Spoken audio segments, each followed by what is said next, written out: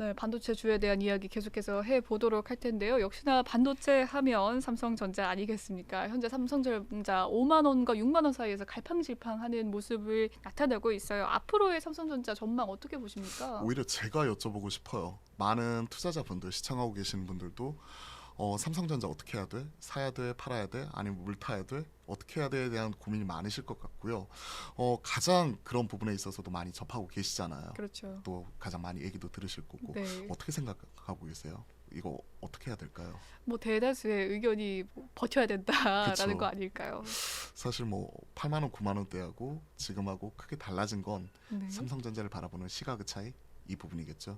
3분기까지 돈을 2분기까지였죠. 2분기까지는 돈을 잘 벌고 있다가 3분기에 눈높이에 살짝 미스하는 모습이 나타나면서 반도체 업황 둔화에 대한 이런 우려감이 실적으로서 녹아들기 시작하는 초기 국면인 것 같습니다. 그렇기 때문에 반도체가 지금 당장 뭐 업황이 턴한다든지 아니면 실적이 드라마틱하게 개선이 된다든지 그런 부분을 바라는 건 아닌 것 같아요. 하지만 앞에서 골드만삭스가 바라보고 있는 뷰에 대해서 우리가 같이 얘기를 해봤잖아요. 네. 통상적으로 이제 IT 반도체 이런 IT 대형주의 경우에는 이런 업황을 대략 2개 분기에서 3개 분기 정도 선행을 한다고 해요. 그러면 업황에 대해서 한 6개월에서 9개월 정도 선행을 한다고 보았을 때 내년 상반기가 만약에 반도체 업황의 저점이라면 올해 연말 정도 전후가 반도체를 가장 싸게 살 수 있는 바텀 피싱 할 수 있는 저로 적기가 될 수도 있는 거라고 생각을 하고 있습니다. 특히나 외인들이 추세적으로 지금 들어오면서 삼성전자를 사고 그리고 한국을 산다고 표현을 해드리고 싶은데요. 원화를 사는 거잖아요. 그렇죠. 원화를 사게 되면 그만큼은 평가 차익 말 그대로 달러화에 대한 원화 환율이 내려가게 된다면 그에 따른 평가 차익도 얻을 수가 있는 부분이 있고 그리고 반도체, 삼성전자 업황이 개선이 되는 부분에 대해서 선제적으로 이런 부분을 투자를 하게 된다면 향후에 개선이 되었었을 때 그에 따른 평가 차익 또한 그러니까 시세 차익 또한 얻을 수 있는 거죠. 환차익과 시세 차익 두 마리 토끼를 한꺼번에 잡을 수 있는 시기이기 때문에 저는 개인적으로 삼성전자 지금까지 버티신 분들은 당연히 팔 필요가 없다고 생각을 하고 있고요. 조심스럽게 지금 현 시점이라면 조금씩 담아봐도 좋지 않을까라는 생각을 가지고 있습니다. 물론 삼성전자 어려운 시기도 있었죠. 올 여름 너무나 힘들고 어려운 시기도 겪었고 지금도 어려운 건 맞지만 이보다 더 나빠질까 이런 것들을 생각을 하게 된다면 전 삼성전자는 지금 현 시점부터 그냥 여력이 되시는 분들 다 물려서 뭐 내가 돈이 없다 하시는 분들은 어쩔 수가 없지만 여력이 되시는 분들은 그냥 분할로 많이 빠질 때마다 조금씩 담아가시면 좋을 것 같아요. 개인적으로는 하루에 한 2% 정도 빠진다. 그러면 조금씩 내가 생각했던 물량이 만약에 100만 원이라면 한 10만 원씩이라도 조금씩 살 수 있는 좀 용기를 한번 내보자라고 좀 권해드리고 싶습니다. 네, 우리나라 국민 대표주인 삼성전자에 대한 주가 전망에 대해서 이야기를 나눠봤습니다. 이제 올해 연말부터 조금씩 좀 저가 매수의 기회로 가져가 보면 좋겠다라는 이야기를 해주셨는데 앞서 이 외국인이 국내 시장에서 좀 많은 매수세가 들어오는 이 종목들 중에서 삼성전자도 있습니까? 네, 당연히 있습니다. 삼성전자가 거의 외인들이 사는 물량 한 절반 이상이고요. 네. 원화를 산다고 말씀드렸잖아요. 그리고 반도체 업황이 가장 안 좋을 때 저가 매수가 들어온다는 부분, 이 부분에 있어서 삼성전자는 가장 중요한 투자 자산이 될 수밖에 없다는 부분이죠. 최근에 워렌 버핏도 TSMC 비중을 크게 늘리는 모습이 3분기 분기 실적 보고서를 통해서 우리가 확인을 할 수가 있었잖아요. 그런 것들을 생각을 하게 된다면 오히려 삼성전자는 한국을 산다. 그리고 반도체를 산다. 그 중요한 교집합에 있기 때문에 삼성전자는 한 절반 이상을 지금 그쪽에서 채워가고 있는 것 같아요. 그리고 추가적으로 사는 종목들을 봤더니 중공물 비중을 줄이면서 2차 전지 쪽 네. 이쪽을 많이 사는 것 같습니다. 특히 삼성 SDI, LG화학 뭐 이런 종목도 주목을 받고 있고 최근에 이런 그 올해 상장한 이런 IPO 대형주 중에서도 유독 괄목할 만한 성장을 이루는 게 LG에너지솔루션이잖아요. 네. 공모가 대비해서도 지금 현재 한 2배 가까운 수익을 얻고 있고요. 물론 이에 따른 오버행이 있기 때문에 12월 당장 이렇게 뭐 이런 부분을 많이 늘리기는 어렵지만 이러한 부분이 끝나가는 한 내년 초 이런 부분이 되었을 때는 LG에너지솔루션 같은 경우도 중요한 우리가 살 수 있는 투자 포인트를 잡고 살 수 있는 자산 중에 하나로서 외인들도 그리고 시청하고 계시는 시청자분들도 충분히 고려가 가능할 것 같습니다. 그렇군요. 올해 시장의 주도주라고 하면 앞서 말씀을 좀 해주셨듯이 2차 전지가 단연 또 주도주가 아닐까 생각이 듭니다. 이 2차 전지 계속해서 주도주 자리를 유지할 수는 있을까요? 가능하지 않을까요? 사실 2차 전지가 올 한 해 뭐 시장을 꾸준히 주도를 했었고 최근에 시장 흐름을 보면요. 중소형주 단에서도 나도 2차 전지 할 거야 라면서 시장에서 새롭게 재평가 즉 리레이팅 되는 이런 종목들이 많이 있습니다. 뭐 금연 같은 경우도 대표적인 경우라고 볼 수가 있을 것 같고요. 뭐 2차 전지를 하고 있는 자회사 TRS를 보유하고 있는 이녹스 경우에도 최근에 그와 관련돼서 리포트가 나오면서 시장에서 좋은 평가를 받기도 했었죠. 2차 전지는 사실 지금 현 시점에서 몇 안 되는 시장에서 50% 100% 이런 높은 성장이 나오는 몇 안 되는 업종 중에 하나인 것 같아요. 특히나 양극재 쪽. 특히 올해 에코프로비엠과 LNF 성장이 네. 눈부시게 나타났었고요. LG 에너지솔루션도 배터리 셀 업체로서 확실히 시장에서 주목을 많이 받았죠. 그렇기 때문에 여타 뭐 IPO 대형주와 차별화되는 움직임도 보여주기도 했고요.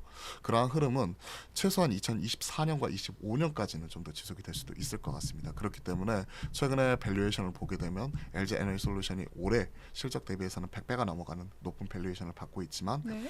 이 부분이 2024년, 25년 밸류에이션을 땡겨오는 데 있어서도 어느 정도 합리적이다, 리즈너블하다 이런 평가를 받고 있는 거죠. 그만큼의 사업 성장에 대한 가시성 이게 어느 산업보다도 높기 때문에 그만큼의 프리미엄을 주는 쪽이 바로 2차 전지가 아닌가 생각을 하고 있습니다. 그렇게 본다면 현 시점에서 주도주 역할, 주도주 자리는 좀 더 이어갈 수 있다는데 좀 더 무게를 두고 싶고요. 다만 이제 너무나 높아져 있는 밸류에이션이 내년 시장에 갔었을 때 어떻게 받아들일지 그 부분에 대해서는 고민이 필요해요.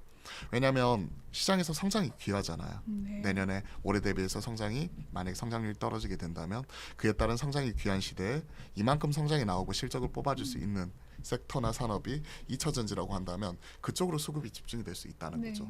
그리고 외인들을 중심으로 다시 한번 2차 전지 채워나가는 모습이 또 나타날 수가 있기 때문에 그 부분에 따른 주도주 가능성을 계속 열어둬야 될 것 같고 다만 이제 너무나 높아져 있는 밸류에이션이 여타 우리가 싸게 살 수 있는 예를 들어 반도체 네. 관련된 소부장 관련된 주요 종목들과 비교해 봤을 때 이게 얼마만큼의 경쟁력을 갖느냐 그 부분에 대해서도 좀 고민이 필요할 것 같아요. 그렇겠네요. 예, 싸게 살 것이냐 아니면 비싼 종목들이 최근엔 더 비싸지다 보니까 이 종목을 계속 가지고 갈 것이냐 둘, 즉 성장주와 가치주 싸움 속에서 누구 손을 들어주느냐에 따라서 또 내년도 초반에 이런 2차 전지 이런 주가 향방이 또 결정이 되겠죠. 그렇겠네요. 내년에 이제 최대 또 하두는 성장주와 가치주의 또 싸움이 될 것 같다라는 생각이 드는데 앞서 또 반도체는 현재 좀 싼 시점이고 2차 전지는 올 한 해 계속 잘 갔는데 앞으로도 좀 주도주로 계속해서 이어갈 것이다라고 예측을 좀 해주셨습니다. 2024년, 2025년도까지 좋은 흐름 보여줄 것이다라는 이야기를 해주셨는데 LG 에너지 솔루션 사고 싶은데 비싸단 말이에요. 이 종목 말고도 괜찮은 종목이 있습니까? 저는 오히려 내년도 다크호스로 LG 화학 지켜봐야 되는 것 아닌가 생각을 합니다. LG 화학. 사실 LG 에너지 솔루션은 지금 당장 오버행이 있어요. LG 에너지 솔루션 엔솔이라고 그냥 표현을 할게요. 네. 저는 그냥 엔솔이라고 많이 얘기를 하는데 입에 잘 안 붙네요. 네, 예, 엔솔. 엔솔은 지금 현재 그 대주주인 LG 화학이 대략 한 82%, 3% 정도 가지고 있고요. 81% 정도 그 정도 가지고 있고요. 나머지가 국민연금이에요. 두루 지분을 제외하고 나면 시장에서 지금 현재 유통 물량은 약 13% 정도예요. 근데 이번에 우리 사주가 그 동안에 이제 락이 걸려 있었거든요. 즉 보호회수라고 해가지고 우리 사주 물량 청약에서 받았던 분들은 1년 동안 팔지를 못했습니다. 근데 LG 에너지 솔루션이 작년 초에 들어왔잖아요. 작년 1월달에 들어왔잖아요. 그에 따른 물량 자체가 출하가 될 수 있다는 이런 부담감이 있어요. 그렇게 된다면 전체 유통 물량 13% 중에서 그 우리 사주가 보유하고 있는 물량이 대략 한 3.6에서 8% 정도 되더라고요. 그러면 13% 중에서 하면서 3%가 넘어가는 부분이니까 상당히 큰 부분이잖아요. 그러면 이런 부분이 조금 오히려 부담스럽게 작용을 할 때 LG 화학 입장에서 놓고 본다면 이런 부분에 LG 에너지 솔루션이 좀 일부 좀 움츠러들 때 살 수 있는 종목이 뭐가 있을까 생각을 해보게 된다면 오히려 LG 화학이 될 수 있는 거죠.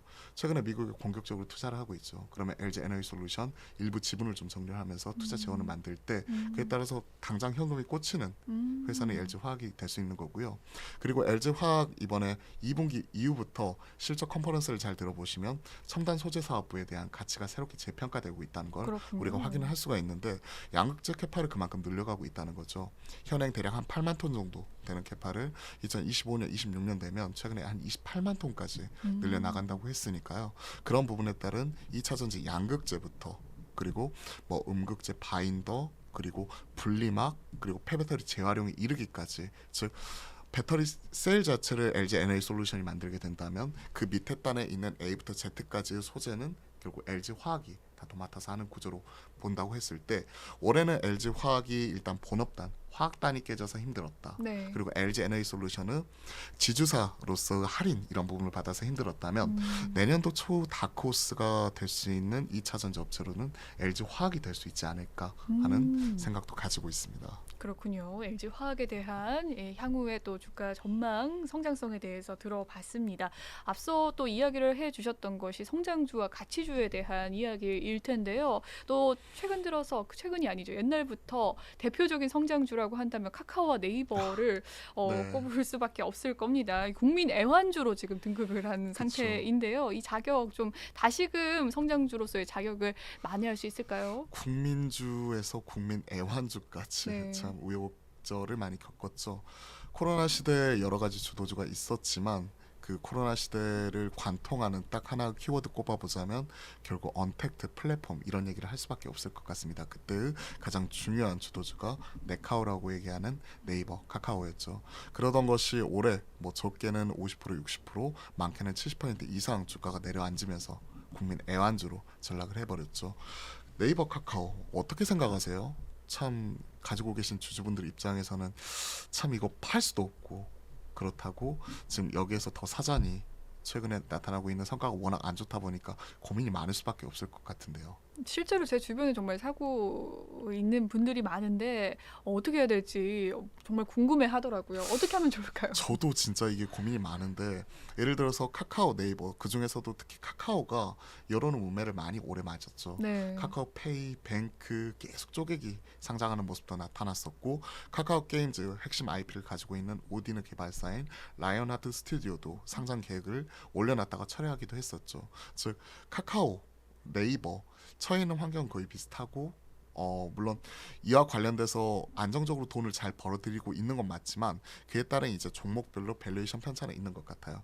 개인적으로는 제가 주목하고 기대하고 있는 부분은 그 지금 하고 있는 그 컨텐츠 사업부 이런 부분에서 네이버 웹툰, 카카오 피코마 이런 쪽 같은 경우는 상당히 저는 성장이 유망하다고 생각을 하고 있고, 지주사로서 이런 부분을 가지고 있기 때문에 성장이 충분히 기대가 된다 하고 보고 있고요.